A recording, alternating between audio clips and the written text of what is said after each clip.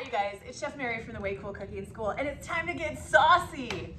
We are about to show you how to make our Italian drunken noodle sauce. So what I've done is a little bit of prep to get ready here. So I've got everything laid out, ready to go. Grab my cutting board and my knife, and I've thinly sliced an onion. So we've got these nice little crescent half moon shapes, thinly sliced, quartered and thinly sliced. I've also taken our little sweet peppers and I've thinly sliced those to kind of match. And so we're gonna add those into the sauce. I've got some garlic minced ready to go. So this is 2 garlic cloves minced. And then I've got my can of diced tomatoes, still with the juices. We're gonna use those right in the sauce.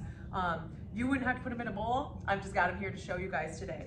Other things that you're gonna need probably from your kitchen, if you don't already have it, some olive oil, salt and pepper. I've got some Italian seasons here ready to go. And then to garnish this at the end, I've got some grated or shredded Parmesan cheese, and I've got some fresh basil that I'm gonna cut up and put on there once the whole meal is put together. So what we're gonna do right now is we're just gonna kind of build this sauce right in the pan, and then we're gonna take and we're gonna add our noodles into the sauce so that all the flavors come together with our pappardelle pasta. Of course, in the future, you can make this sauce with any kind of pasta that you like. The pappardelle lends itself to the sauce because all of this wonderful flavors, they're all gonna kind of dance about with those wide noodles, and all the flavors are gonna cling on to them and make it really, really delicious.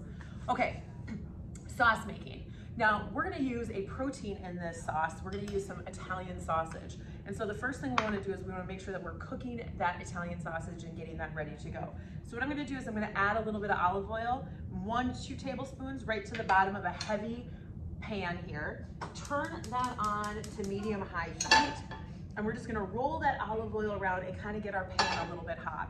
The reason we wanna do that is we wanna brown this Italian sausage right away. Anytime that I'm kind of making a pan sauce like this, as far as kind of tools, you wanna use the right tool for the job. My favorite tool is just a wooden spoon. So I'm gonna grab a nice heavy duty wooden spoon here, and this is gonna be great for everything that we're gonna put into the sauce and get that ready to go. All right. I've got a little bit of olive oil left that we're gonna use to finish off the sauce at the end. So adding that little fat at the end really kind of creates that richness and adds just a little bit of extra a little ooh la la at the end of the meal. So we're gonna take and I'm just gonna set that off to the side. We don't need that right now. Now when I'm at home cooking, I do like to lay out all my ingredients ahead of time, but if this is the first recipe that I'm making, I actually have these laid out in the order they're gonna go into the sauce. And this is fun to do at home too, because if you prep your kitchen like this when you're making the sauce, that turns cooking into like hangout time. Because I know the recipe is there, but I know the next thing that goes in right ready to go. It's also a good way to check, make sure you have all your ingredients at home by prepping it this way. All right, I can feel the heat coming off the pan. We're gonna take and we're going to add in our Italian sausage directly onto that. I hear a little tiny bit of a sizzle, not too much. Now, I like my Italian sausage and my sauce is noticeable. I want people to know that there's a little Italian sausage in there. And so I'm gonna kind of leave it a little bit chunky as I'm kind of breaking it apart. I'm not gonna do a fine ground to that. All right, there's that sizzle I wanna hear. All right. Once you get your meat in the pan, this is where you can show off your flipping skills here in the kitchen. But what we're gonna do is we're just gonna brown this, and this is gonna continue to cook as we're adding all those other things into the pan. So we want the outsides of all of these little chunks to be nice and brown. The reason we're using Italian sausage instead of just regular hamburger is because they did a lot of the seasoning for us. So right away in the pan, I can smell things like we've got some, definitely there's some fennel in there. There's probably a little tiny bit of cayenne pepper or red pepper flakes that are in that Italian sausage. And so it's got some flavors already in there that's gonna build with all of this other stuff we're gonna add into our sauce. Once it starts to kind of heat up a little bit, I listen to my food so much in the kitchen, and that high crackle, that high sizzle, I'm not frying bacon, I'm just browning some Italian sausage. So I'm gonna turn that heat back down to medium. Cooking low and slow allows you to enjoy the cooking a little bit more and not worry so much about things burning in the pan too. All right, give this a nice little toss again. I'm really looking to make sure that there's no pink showing on the meat. And it's getting a little bit of caramelization on it as well. So that's the brown part. You want it to look browned, really. not just not paying. And again, those kind of, you're searing that flavor in by leaving it chunky so that when you bite into it in your sauce, you get all of that flavor and it's not dried out too much. So that's also another benefit of keeping them in a little bit larger pieces, is it's gonna keep them nice and hydrated while you're cooking and adding other things to the sauce. All right, moving them around, making them happy. The other thing is that when you make a sauce is that little pans are adorable, but really a big pan is gonna ensure that you always have room to add more. So go big or go home. Grab a big pan so you know you have room to do a little wiggle, to let your ingredients kind of hang out in that pan and just kind of dance about and give themselves room. That also prevents them from creating too much steam and making your ingredients soggy before you add liquid into your ingredients. I've got the brown meat in there. Now what we're gonna do is we're gonna take our thin onion slices and we're gonna take and we're gonna add those into our pan. And we're gonna use the fat from the Italian sausage to coat these so that they can saute in with our meat. All right, so I'm just gonna coat them, move them around in the pan, coat them so that they're all nice and glassy. If your pan's looking a little dry, grab your olive oil or your little pre-measured olive oil and just add a little tiny bit more, maybe a teaspoon at a time, because we don't want dry onions because that'll cause them to kind of char and burn instead of kind of get nice and soft. Okay, the other thing we're gonna do at this point is we're gonna start our seasoning right now into the sauce. We're gonna add some salt and pepper right now. The salt acts as a dehydrator and pulls the liquid out of those onions and causes them to cook a little bit faster. So I like that. Making a nice quick sauce. The sooner you can sit down and have dinner together, that's the better. I'm also gonna add some ground pepper here. So we're gonna throw those into our sauce. So at this point, we got a little olive oil, we got our Italian sausage, and we got our onions. Oh my gosh, and like right there, this is the base for so many delicious Italian dishes that you can make. You can make soups, you can make stews, lots of different sauces with this here. Okay. The onions are starting to get soft. It does not take too long when you cut onions nice and thinly. Again, when you're cooking slow, think bigger chunks. When you want to kind of cook fast and put this all together, and ideally we're doing this while our pasta is resting so that when the sauce is hanging out and simmering, I can actually make my fresh pasta. So that's hanging out over here. The other thing we're going to add to this is it would not be an Italian meal without some Italian seasoning.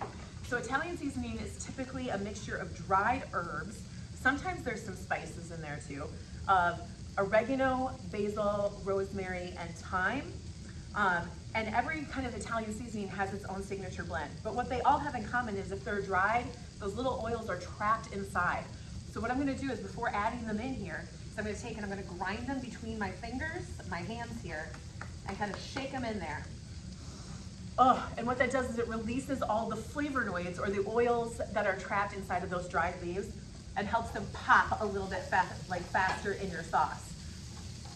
If you're doing like a Mama Rosa 8-hour bolognese sauce, then you can just pop those Italian seasonings in because there'll be plenty of time for those to slowly release over the cooking time of like what I call like an all-day Sunday sauce.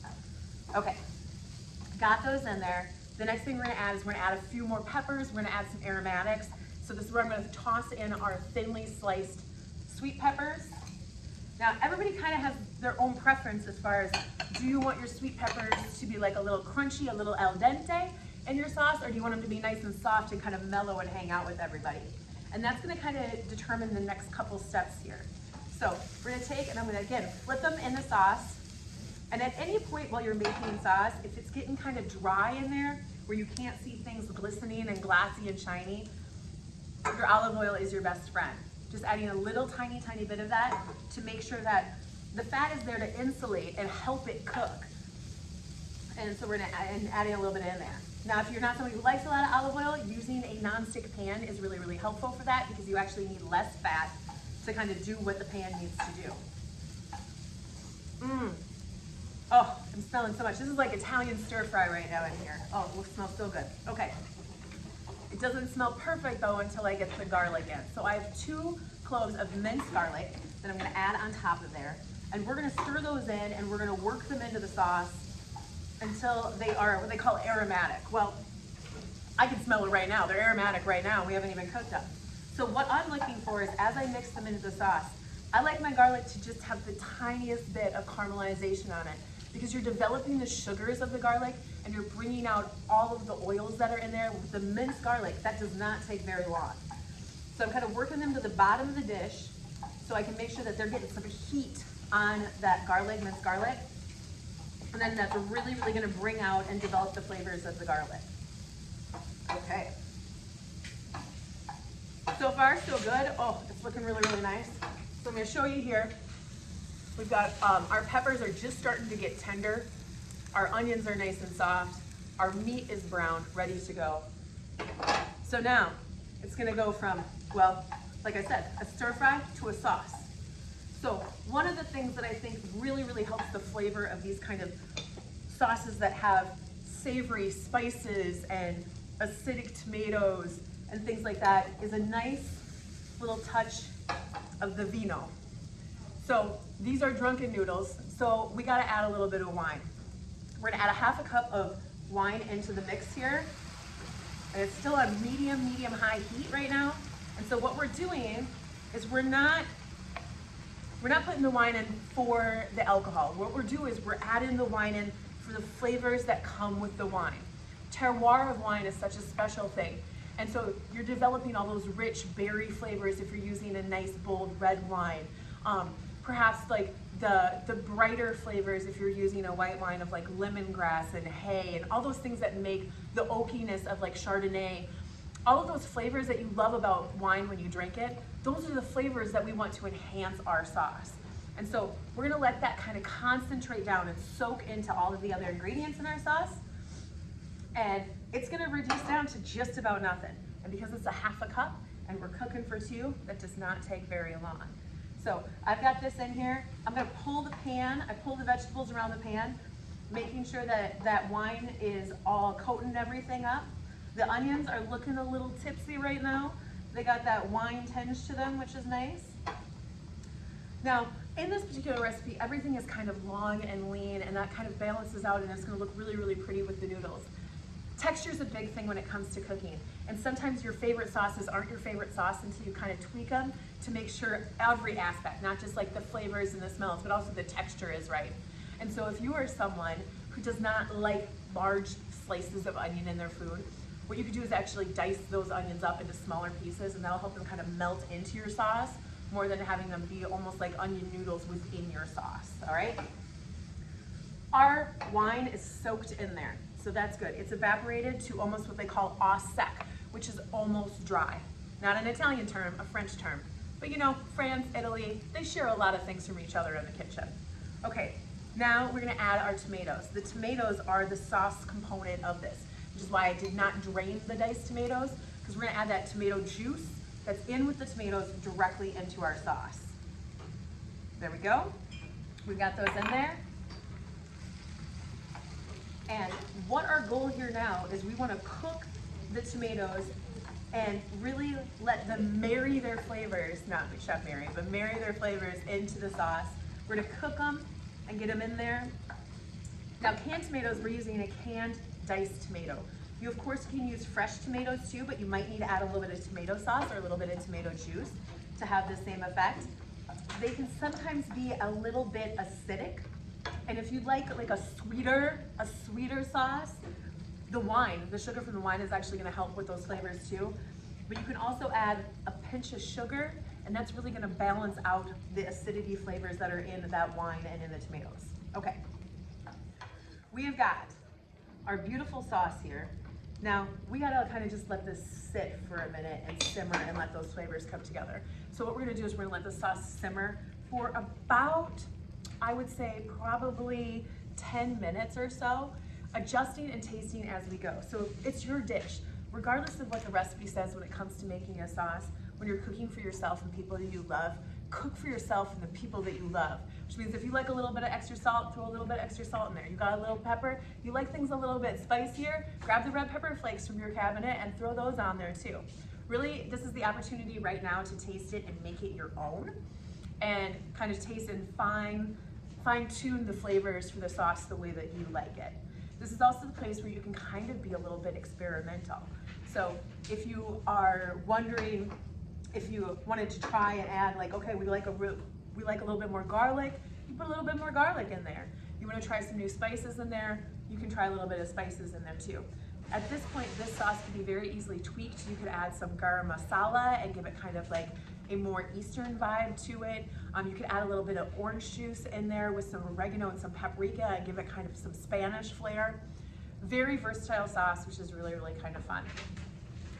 When this is done after 10 minutes, what we're gonna do is we're gonna take that last little bit of olive oil here and we're gonna drizzle it on top of the sauce just to kind of finish it off.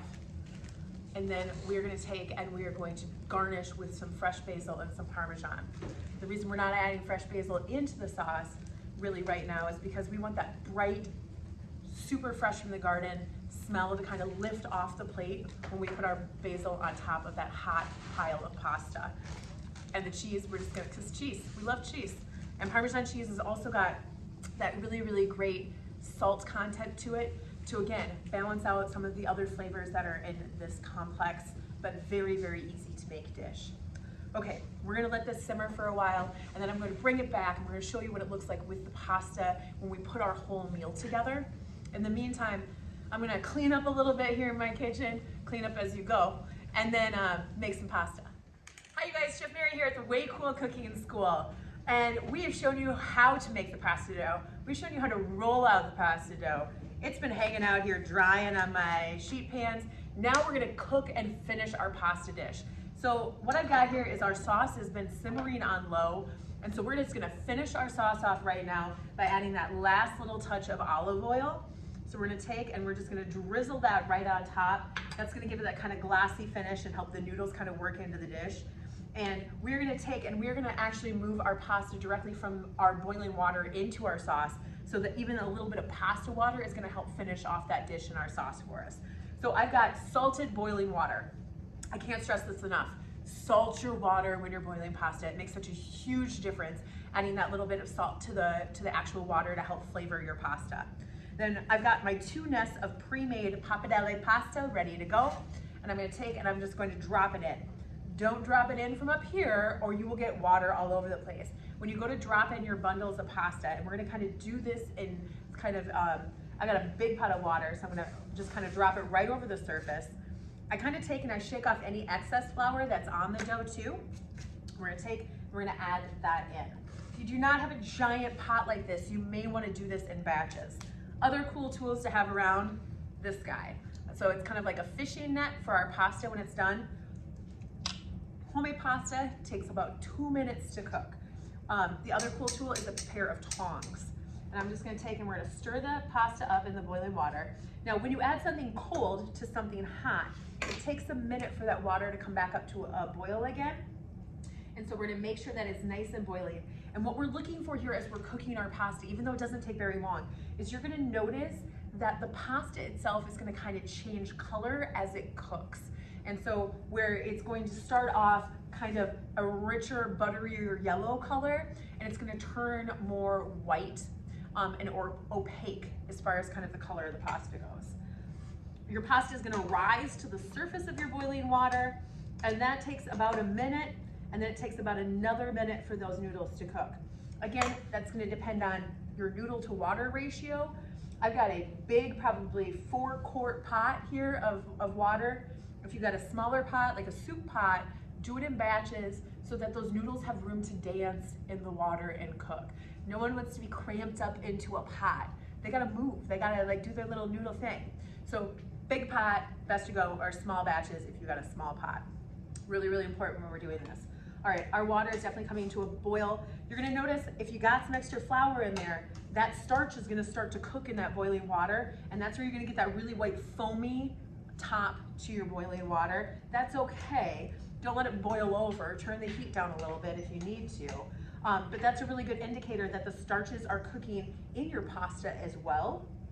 So we're gonna pull out just like a little pappardelle noodle here to kind of see. So we got a nice thick cooked noodle right into the flour. And how you test to see if the noodles are done is you taste them. You wanna make sure that they're al dente, which means to the tooth. I'm gonna break off a little piece here. We're just gonna taste it really quickly. I can already tell, not quite finished yet. Okay, we're gonna keep going. We're gonna cook it. Because they're a big wide noodle, you're gonna use at least the full 2 minutes. It might even go a little bit longer. Always taste your pasta as it goes. If it tastes raw, it's raw. It's not done yet. Okay, that was pretty close though. It was really, really good. Okay, now, once your pasta is cooked, it's coming to the surface, it's paler in color for sure. We're gonna take and we're gonna scoop these noodles out and we're gonna add them directly into our sauce pot. So I've got our pasta here. I don't care if a little bit of pasta water gets in there. Actually, I kind of like it if a little bit of pasta water gets in there because the pasta water is gonna help make all of the sauce really, really good. Turn our boiling water off. Okay, then what we're gonna do is I'm gonna just kind of shake and move this around, grab my wooden spoon again, and we're gonna toss the pasta in with the sauce before we serve it up here. So again, this is 2 full adult servings. As far as meal servings go, it is probably 4 starter servings if you're using it as a pasta side dish to another entree. Okay, once you have this done, we're gonna take, I'm just gonna move this out of the way so I can kind of show you. And this is where we're gonna kind of grab our basil and our Parmesan cheese to plate our dishes up. So we're just gonna take and I'm gonna divide the pasta here between our 2 bowls for you. And we're gonna lay that in there. And then we're gonna lay all these primo ingredients that we've been cooking in our sauce on top and spoon those on top to plate. And then we're gonna garnish it with a little bit of basil and a little bit of Parmesan cheese here. Okay. Got this, set our tongs down, grab our spoon. I'm gonna take and we're gonna pile this right in the center of our bowls.